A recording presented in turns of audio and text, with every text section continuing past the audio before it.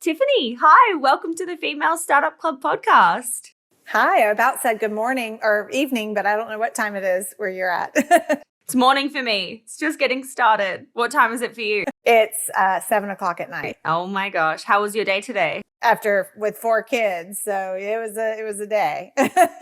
It was a day. Did you have any wins or oh shit moments? Yeah, actually, I did have some wins. We're going to be on a national morning show here in the U.S. probably in less than 2 weeks, so that's a win. But it's also oh crap! Now we really got to hustle and be ready for it. So not complaining. That's a big one. That's a good. Oh my gosh, congratulations. That's so exciting. Thank you. And this is for your new brand or your new business. Well, not new, I say. It's a few years old. Yes. And the first real feature for my new brand. So. Okay. Oh my gosh. I'm excited to get into kind of where you are now, but I definitely want to go back to the beginning and start kind of where it all started for you.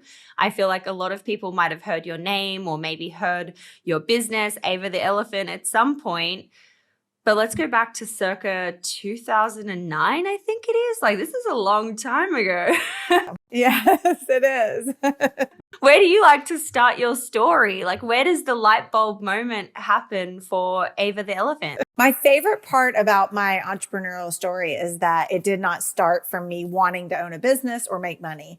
I worked as a caregiver for children with special needs. And while working with one of those children, who I actually posted a picture of today on LinkedIn, and now he's a dear friend of mine. He's this tall, but he was a baby when I watched him. And he had a very hard time taking medication. He has Down syndrome.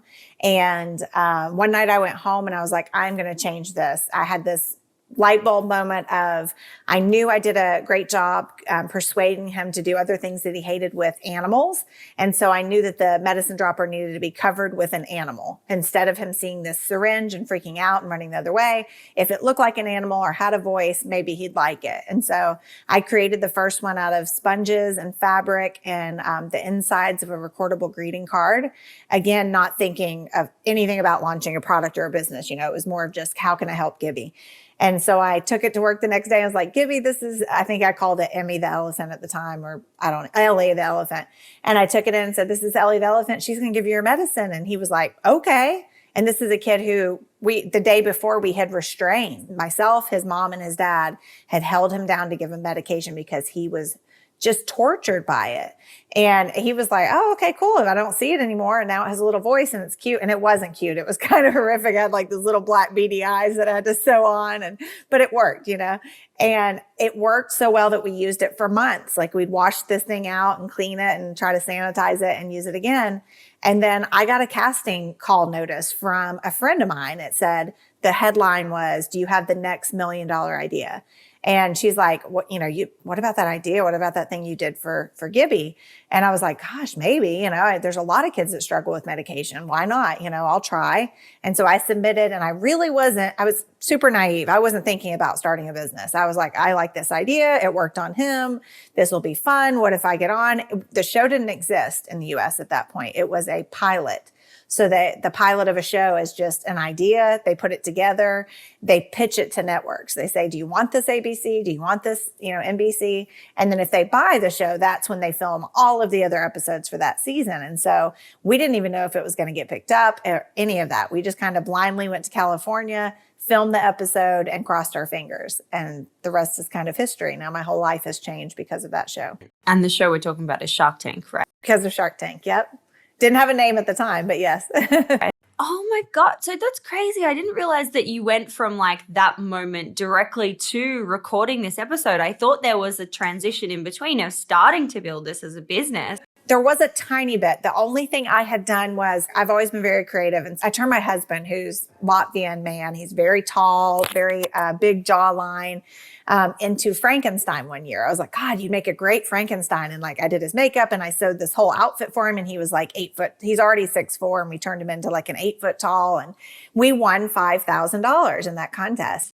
What?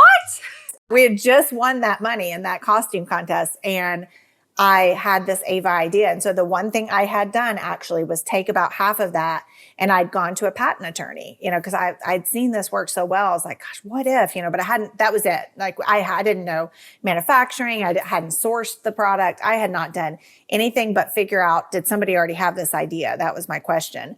And it was the most important move that I could have done, because I had a great patent search that basically said, no, you're the first one that has turned a medicine dispenser into something child friendly, not medical, but, actually a face and all that. And so that's what I took to the show, is basically knowing I had a novel idea, basically. Did you think that, like, you obviously wouldn't have gone on the show without having that patented, right? Because then you wouldn't have been protected. I didn't have it patented at the time.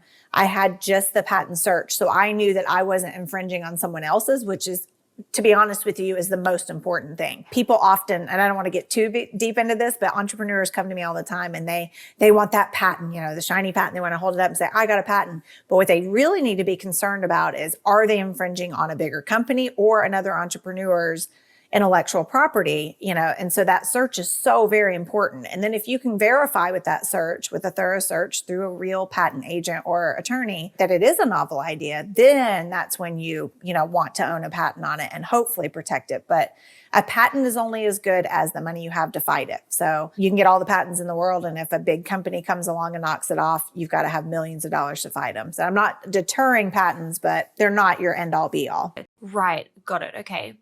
And so you go on the show. It sounds like you don't have a lot of kind of launch capital to like invest in, hundreds of thousands of dollars and units of, 1 million units, but and you don't really have the manufacturing piece sorted out. So what happens when you go on the show? Like, what's the experience? At the time, because it was 2009, now everybody, the layperson, my grandma would know 3D printing. It's a big thing now. Oh, you can 3D print at your library or at school. Well, at the time, none of that existed for the consumer. That was not something you could go and find anywhere. It was only big companies doing it, maybe within their product development teams. And so I had no way to basically construct this plastic toy unless I was going to go actually do a CAD drawing, do a tool, which is very expensive, and manufacture prototypes at that point, because it wasn't as easy as rapid prototyping now.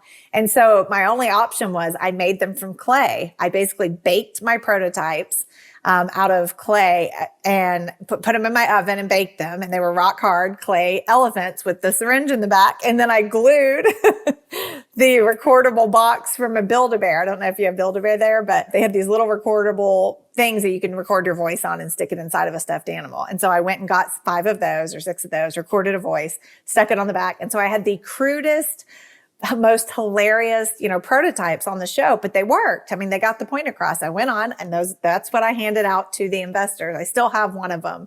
So brittle, it kind of like falls apart, but I still kept it, which is nice.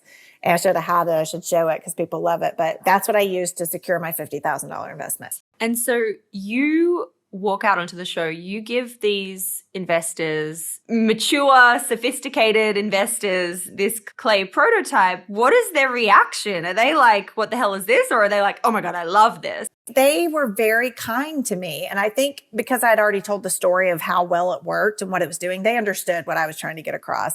I mean, I think now they'd probably laugh me off the stage because they're, 14 seasons in and people are much more prepared, and you have the ability to do that much more easily. But at the time they got it because they were in the same boat as me, but they just understood it. The good part was all 5 sharks understood why a child would need this, that some kids need it way more than others.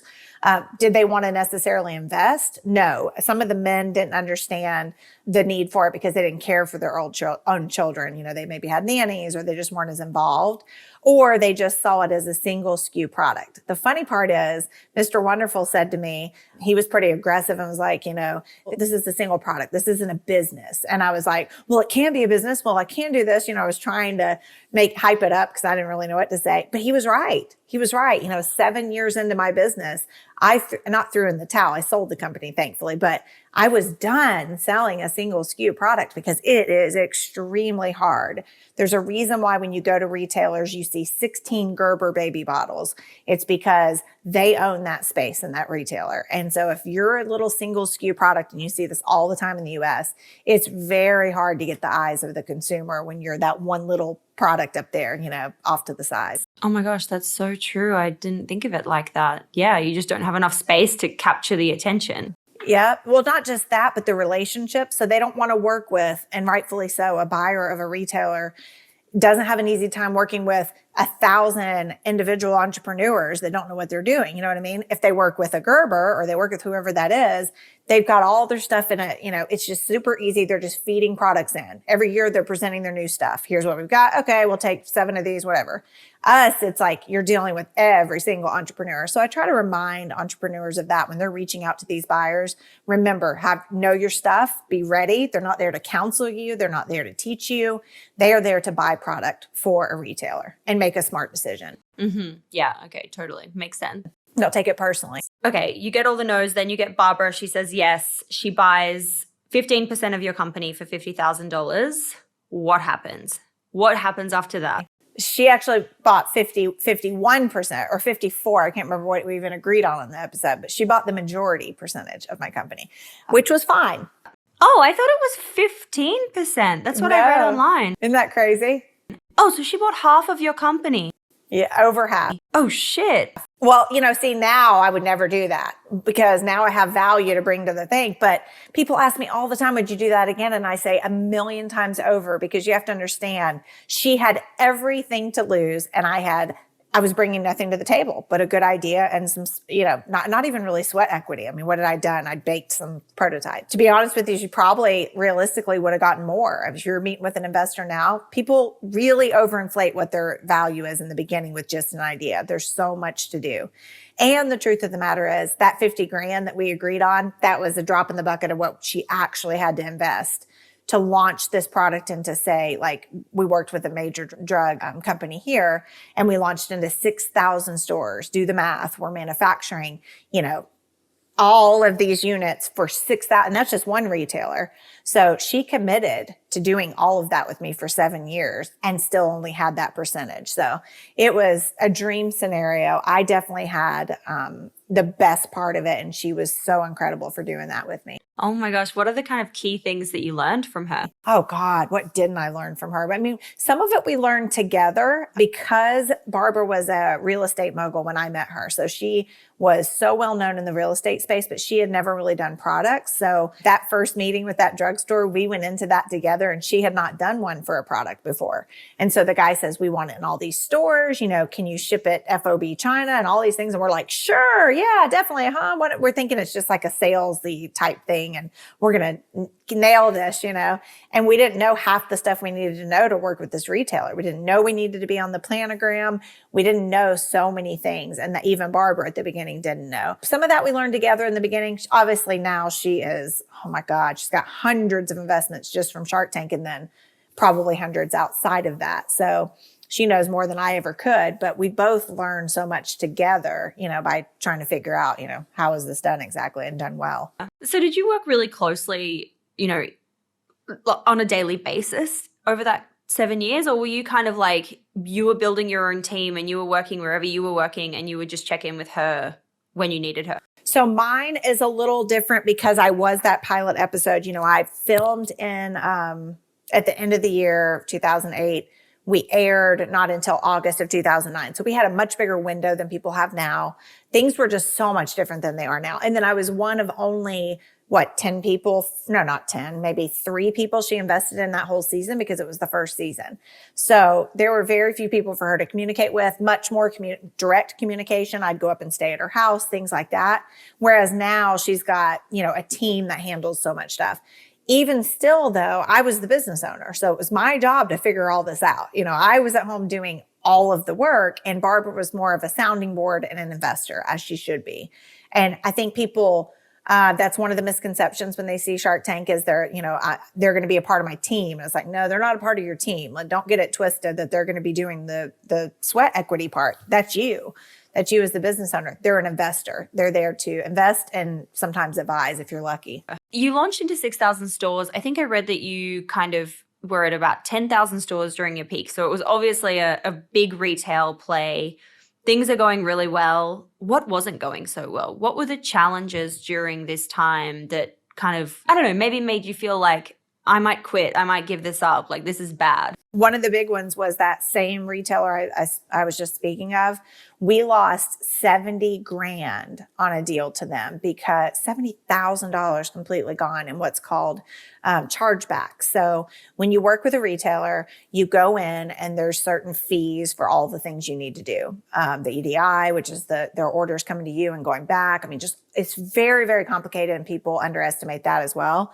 But then you get what's called a chargeback. And so if anything is done wrong in their processes, even if it's their fault, oftentimes, and that was the case with this one, they'll take that money off of your invoice. So say you have a $120,000 invoice coming from them that you're expecting to get paid for this inventory you've pushed out to all these stores, and they mark 70 grand off of it.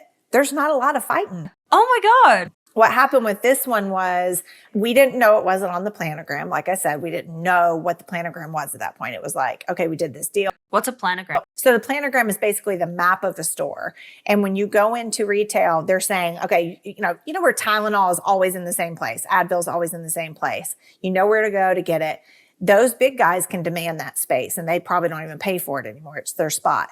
You have to really earn that spot and you have to sometimes pay extra basically. And that's a whole nother more complex conversation, but we weren't on it. So what it means is your product goes to these stores.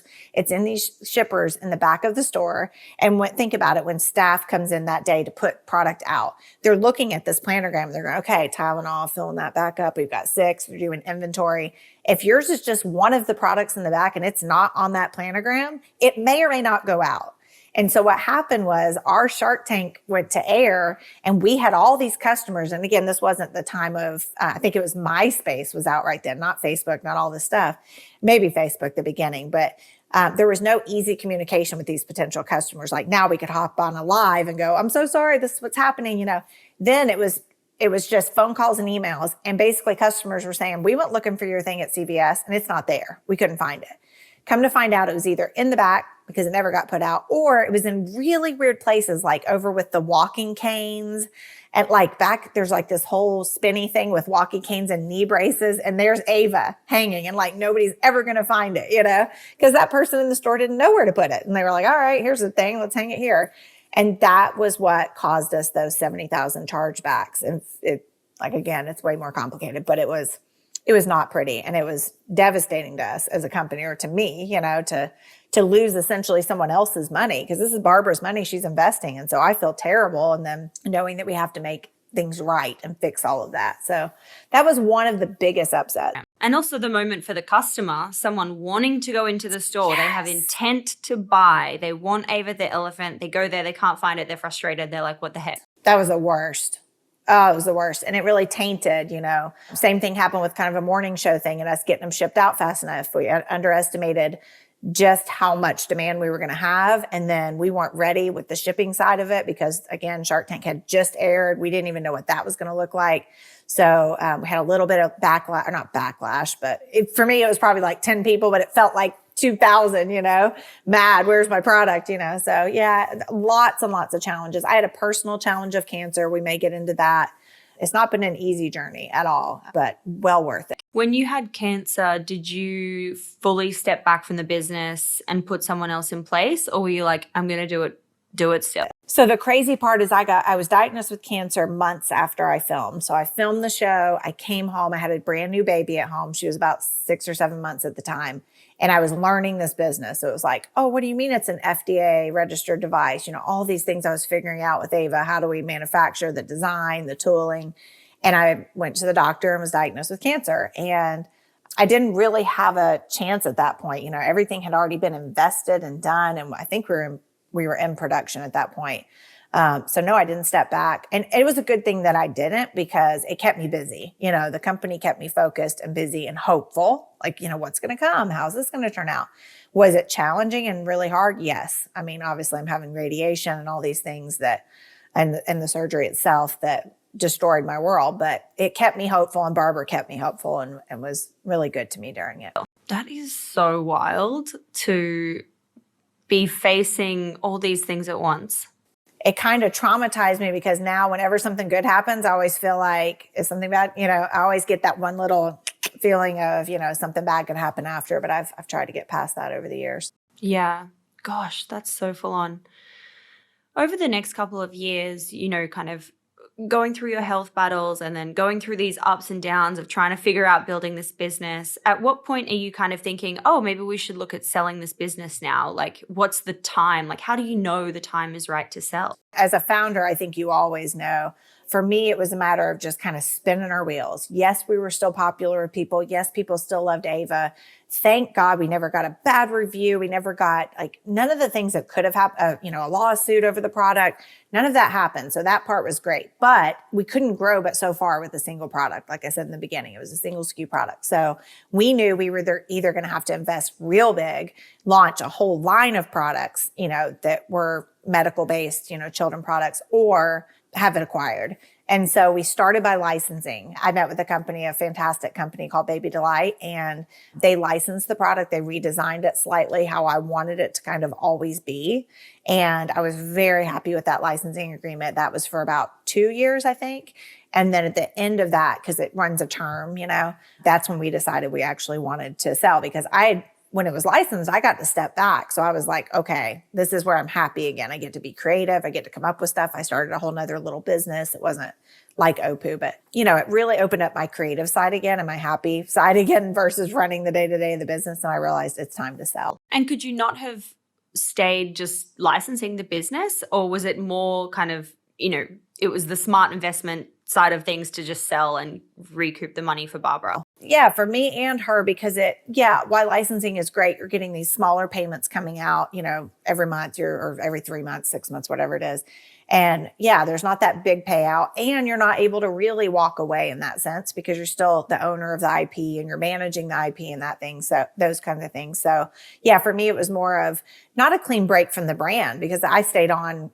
Even now with the company who acquired Ava, I'm always connected to the story and the heart of it and how it came to be, because I love the product and I love where it came from, but I didn't have to do any of the heavy lifting anymore. It was like, okay, now I get to do what I love best again, is create. I didn't instantly though. I sold that and I took a pause, which I needed after 7 years. I had my own mental health stuff I was dealing with from just too much and traumas that I had faced. And I decided to just take a pause. And it was the best thing I could have done, because it led me to this new company eventually. Wow. How long did you pause for? And what was the new light bulb moment for you? I guess that pause was, years, 2-3 years of Ava being sold under this new company and just, being a little slightly involved on that on the PR side. But what I love about this new brand is it came to me the exact same way that Ava did.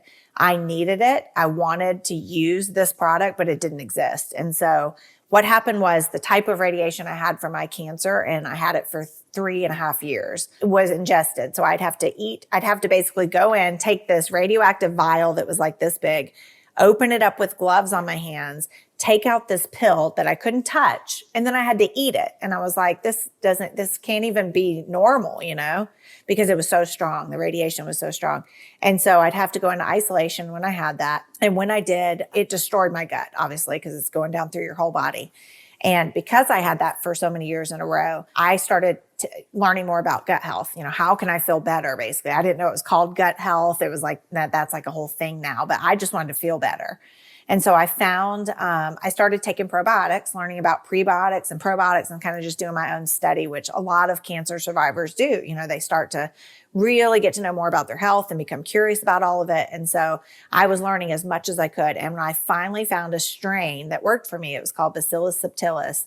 I became even more curious. Why is this strain working for me? Because I tried probably 10 companies and I found one that worked really, really well. I felt better. I was regular. All of these things were fixed that were really bad from this radiation and from diet and everything else.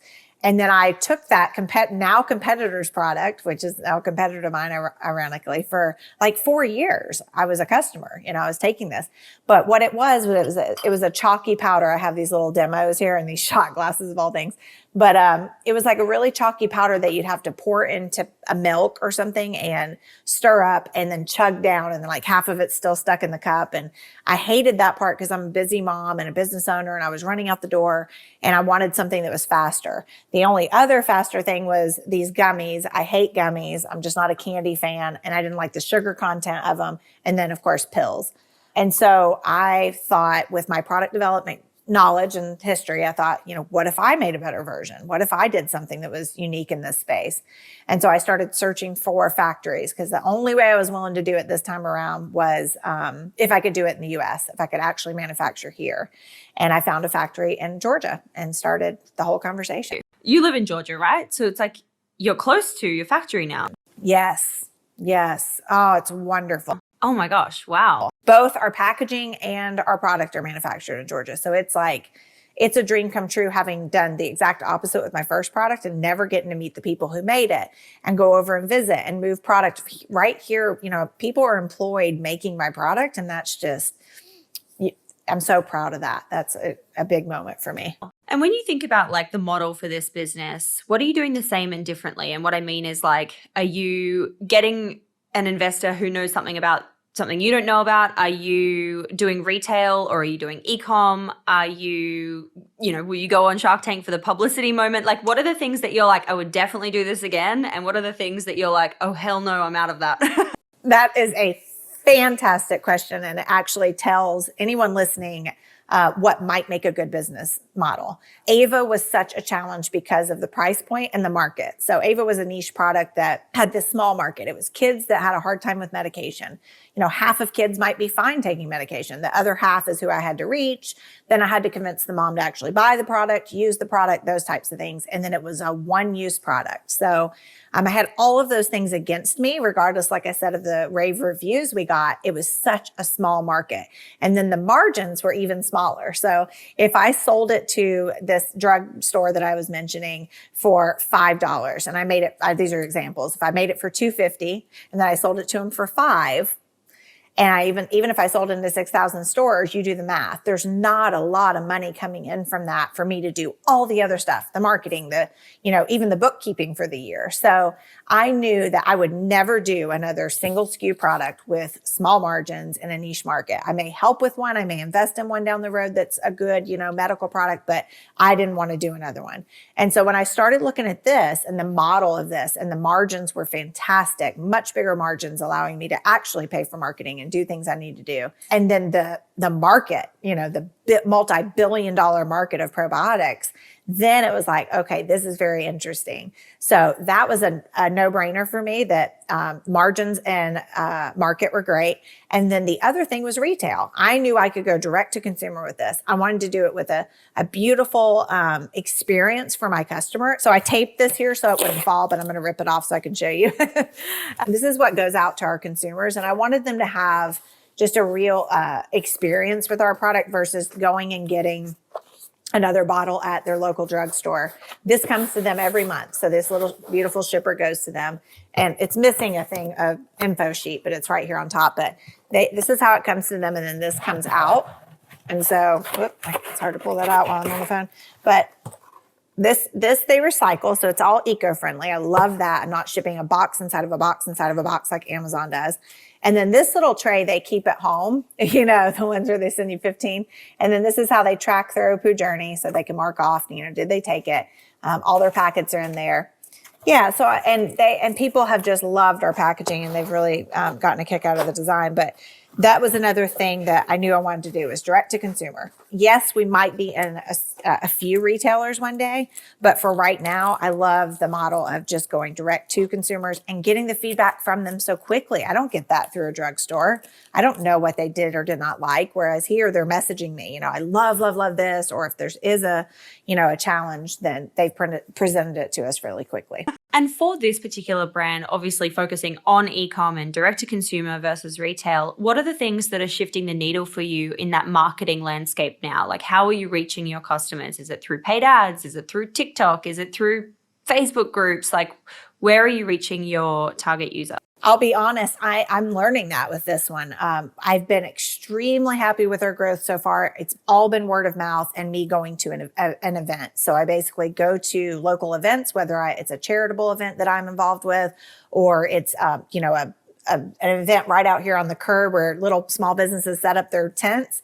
We've done a ton of those, and I stand out there and I let them sample the product, because what sets ours apart is the flavor. It's mint and mocha flavors. They're really delicious, light and airy, kind of, people say they're like pixie sticks or whatever consistency. And so getting out there and doing that, and then that person tries it, they fall in love, they message, they say, I subscribed, I told my sister, and that has happened time and time and time and time again. And so that's actually been really sweet to me this time. I've gotten to know customers. I know their journey. They've shared their challenges, their health challenges and what it's done for them. Whereas the first time when I was on Shark Tank, it was like mass flow of orders and people, and then you get like complaints and you get this and you get, all this stuff. Whereas this has been one customer at a time, knowing them by name, knowing how they're doing. I've really appreciated that. So, but as far as the other stuff, I'm learning, like, how do I do TikTok, stuff? How do I do all these things that Shark Tank gave me for free last time? It all just happened easily and kind of fell in my lap. I'm trying to, I'm learning that with this new brand. And so far, so good. It's interesting because it's so different to the first business. The first business, like you said, it was mass. It was like all lights are on, everything is exploding, like crazy, crazy, crazy. Whereas this, you're able to take much more of a community-focused approach. It's grassroots, it's one customer at a time, and truly getting to know who your audience is. And it speaks volumes to your listeners, because they always think they want that big bang. Everybody wants the, multi-millions of eyes on their product, and they don't realize just how sustainable and much better this is. What I'm doing here is sustainable. Anybody can go on and sell 500,000 units. And I know that sounds exciting, but that can fall just as quickly, if you sell millions of dollars in a few nights. Whereas this has real staying power. This is something I'm building that's going to be around for many, many years to come. Totally. And just everything, like, it's a repeat purchase product, whereas Ava is, like what you said, it's just a one-time purchase. It's very, very different.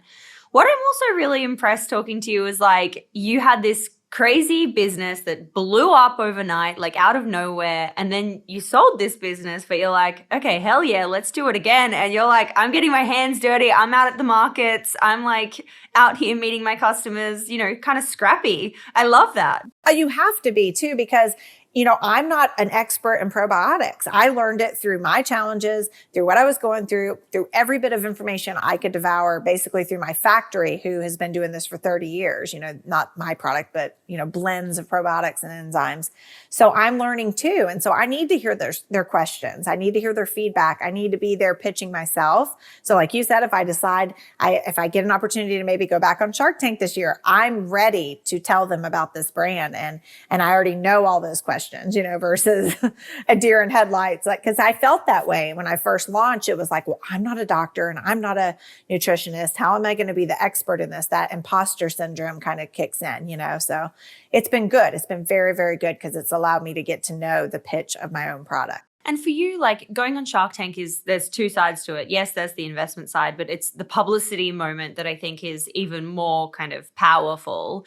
Are you going to follow the path of fundraising, or you'd kind of go on Shark Tank more as a one-off for the moment? If I go on Shark Tank, it will be to get another investment, just because I feel like it's the right thing to do on it. I've loved the show. I'm so connected to the show, and I know people do go on for exposure, but I would use it to take a very small investment this time. I would not go on this time and give up half my company. No way, no how. That wouldn't happen. I'd fight tooth and nail, because I know so much more now, but I'd go on to have a new partnership, or even one with Barbara again. Not that I'd have to do that through the show, but if there's the right shark on there that has a whole different skill set, or a whole different, group of people, like Mark Cuban's a great example. He just launched a whole pharmaceutical thing to help people get their medications that they can't otherwise get. So someone who has a heart for that kind of wellness space, that might be a great fit for me. I'm not opposed to taking both an investment and, the exposure, obviously. So we'll see. I don't know if I'll get the opportunity again, but I think it'd be pretty cool to share it that way. Here I was, and now look at me now, I'm here again, and this is all the things that I've learned. 100%. Gosh, I'm ready for that episode. Bring it back. Part 2. What advice do you often give out early stage founders? I know you've shared so much in this episode already, but what could you leave us with? What is your best piece of advice? Anybody in the consumer product space, that's really all I can speak to, that they better be super, super passionate about whatever it is they're thinking about going into.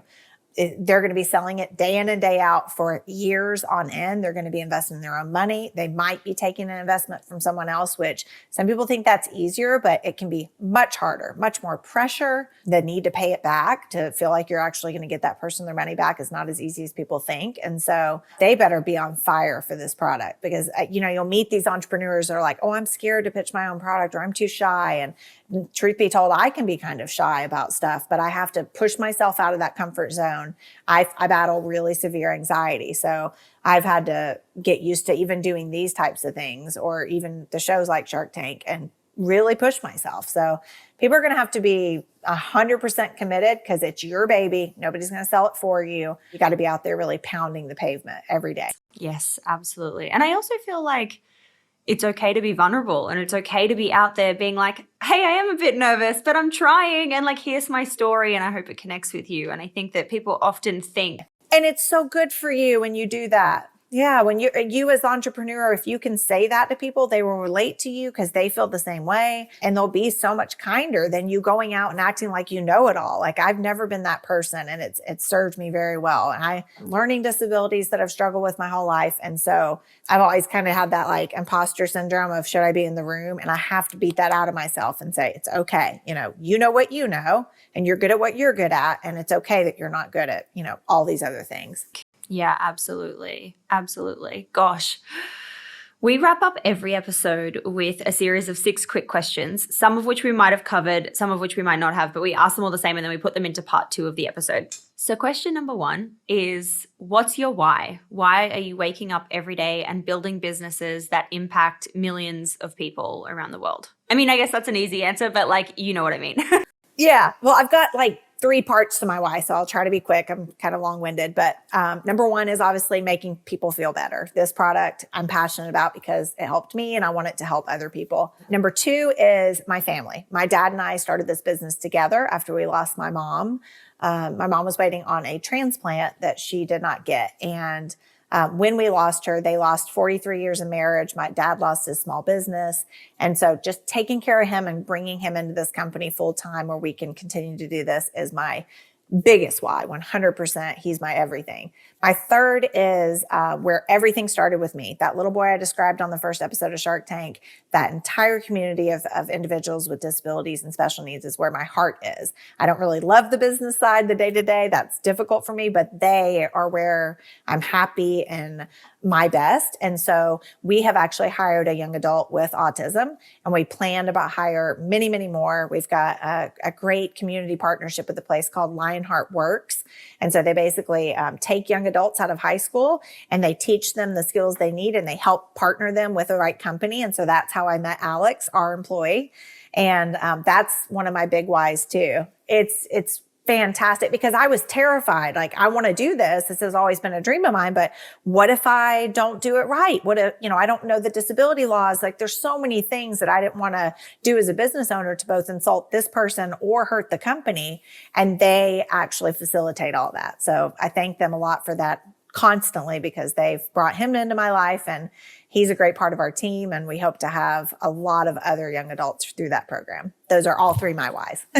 That is so many beautiful whys. Oh my gosh, that's so special. Well, I mean, how can you not wake up passionate about those whys, right? And money has never been one of my whys. It's just not my thing. I think it's because I grew up with very little and was very happy and had parents that loved each other and loved me. So I never really had that desire to be rich or, make millions. It's those moments, when he came to work for me and I got to send him the offer letter, and then he accepted it, and it was like, oh my God, this is happening, those full circle, it gives me chills just saying it, because those full circle moments where something you dreamt of came true, those are the things that should keep you going, the gas in your tank. Oh, hell yes. I love that. Oh my gosh. Question number 2 is, and this can be from either business or both, what has been your favorite marketing moment so far? So I got the opportunity to go with Ava the Elephant on a morning show, a really big GMA, I think it was, or Today Show. And I was so excited. And when they called, I shared this on LinkedIn recently, so you might know the story, but I love this story. They basically said, do you know any other mom inventors? And I was like, oh my gosh, yes, there's one here in my own state. She has this product. It's for kids taking shots. And I went on and on and on, like I did on this podcast, about her company, way more than my own. So I think I shared like 20 seconds of my company, and then I was like singing her praises and going on and on. And then the producer's like, okay, great. Thanks so much. We'll reach back out if you're going to be a part of it. And so I was like, okay, cool. And I never heard from her. And I was like, oh man, I guess I didn't get that. And I turn on this show, a week later, and here she is on the segment I was trying out for, basically, because I had promoted her and she got it. She had no idea. It wasn't like she took my spot, but I had done that. And I was kind of devastated. I was like, God, I gotta be a better business person. Like, I have to market for my own brand, and why don't I do better? And I was kind of beating myself up because I felt spastic in my like anxiety and all the things that I do and how much I talk. Basically, I thought I had blown this for my company. I could have lost hundreds of thousands of dollars in sales. Well, the second I let that go, because I had beat myself up and down, and then I was like, you know what? I got to move on. I got to get back to work. I got to get back on my business. And the second I did, the very next day I got a call, and it was Dr. Oz producers saying, we want you to come over with Barbara, my investor from the show, and he's going to interview just you and Barbara, and you're going to talk about your story. So I went from this little segment where it was going to be like, oh, here's a product, here's a product, here's a product, I'd be one of 3 or 6, to this full blown 12 to 15 minute segment, which is huge. I mean, Shark Tank's only 3 minutes, whatever it was. Even if it was 10, it felt like an hour. And he told our whole story, and I got to sit with Barbara, which was insane. That is so cool. Yeah, that was my favorite accidental marketing moment that was absolutely meant to be. And what it also reminds me of is like, sometimes something, what you deem as something bad has happened, even though it was actually great because you helped this other woman who would have, absolutely cherished that moment. But you couldn't see the good that was going to come from it yet. But like, that's like the life of an entrepreneur. You're on that roller coaster of ups and downs, and maybe something bad is happening to you right now and you can't see your way out of it. But tomorrow or the next day or 3 weeks from now, something might change and the best thing ever will happen to you. And that's just the way that it goes. What you just described is what makes a good entrepreneur, period. Like, the ones that could see what you just said and summed up so well, and that can live that every day, those are the ones that are going to succeed. I mean, there's not been a single one. I don't know a single entrepreneur that's successful that has a chip on their shoulder. Oh, I didn't get that. Oh, they treated me wrong. Or some of the people have been on Shark Tank and they complain about it, or I was edited wrong, or this or that. And it's like, make the most of it. If you were edited weird and why don't you make something funny out of it? Why don't you turn it into a marketing opportunity? I mean, there's so many chances to decide your fate in that. And some people just can't get it. So yeah, hopefully if you're in a rough place, think about it. Like, something else is around the corner. Let it go, move on. It may not be a Dr. Oz interview, but hey, it could be like something else, something else great for your brand. That's it. Yeah, because he's not even on the air now. Question number 3 is, what's your go-to resource for business? Whether it's like a newsletter or a book or something that you consume all the time to get smarter. I read a lot, but more just for fun. Because of my learning disabilities, I've never really learned in that way. I'm more of like a dive in and do it type of person. I don't necessarily get books unless it's something I'm really looking to learn more about, like this whole probiotic thing. But I don't necessarily get them to learn a solution or learn a way to do things. I do it more hands-on and diving in. So I would say I learn more from the people around me. I've got a patent agent that is one of my best friends, and an engineer that's one of my best friends. And they're 2 men. One's closer to my age, one's a little bit older, and they're just incredible human beings. And so some women get together for coffee with their friends. I go sit with Noah and Brock and hang out, and we talk ideas. One of them has the most incredible story that every time he tells me something, I'm like, really? That happened in your life too? Like, he had this giant brand acquired and was on NASDAQ, and but you would never know it. You meet him and he's just like this quiet, reserved dude. And that's how I learn, is being around those people and kind of soaking up all the good stuff that they have to give. I love that. Shout out to those guys. Yeah, they're fantastic. Question number 4 is, how do you win the day? What are your AM or PM rituals and habits that keep you feeling happy and successful and motivated? My biggest thing is either time.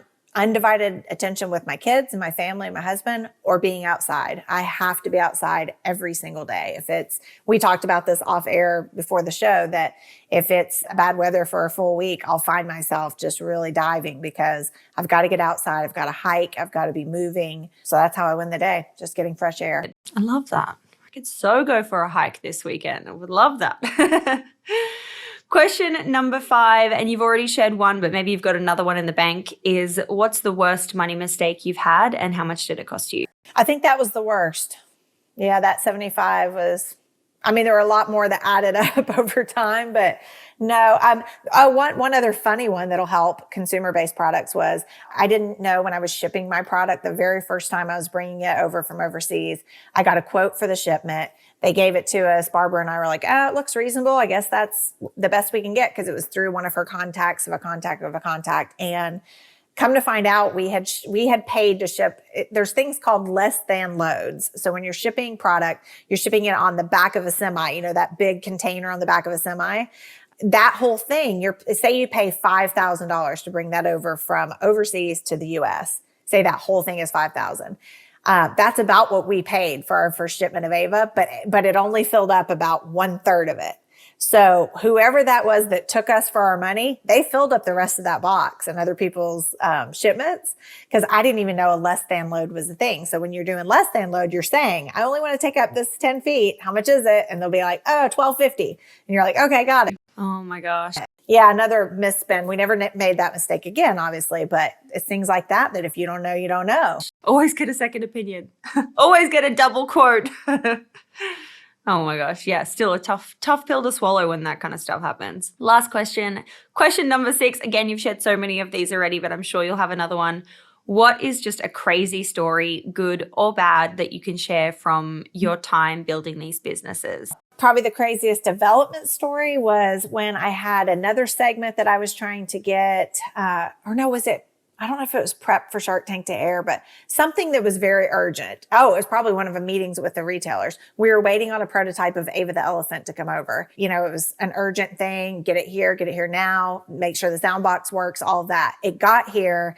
It was an elephant. I obviously had sent them the MP3 or MP4 or whatever of my recording that was supposed to be on it. And when we pressed the button, it barked. So it had it was like a pre-existing sound box or something they had used that had like a dog barking. And that's what it was. And we could not use them. They were supposed to be used. Oh, that's what it was. It was supposed to be used on the Doctors show. So the Doctors, which was another popular show here, I don't know if it's even still on. They were trying to tell moms how to give medication to their kids. And like, oh, we found your product. It looks great. But it wasn't out.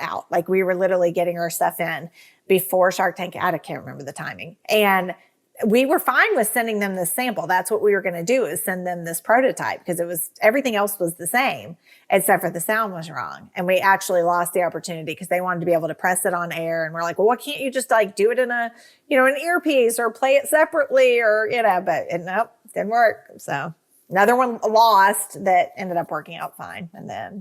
That's crazy. Oh my gosh. This has been so great. Thank you so much for coming on the show and sharing your journey and all the ups and downs. It's like a therapy session. I always say when I get done, it's like, oh, okay, I got all that off my chest from the years. But yeah, hopefully it helps somebody else. Well, I've loved hearing your story, and I'm sure there are so many people who are going to listen to this and be like, wow, that was just so inspiring. I'm so grateful. Thank you so much. Thank you. I appreciate it.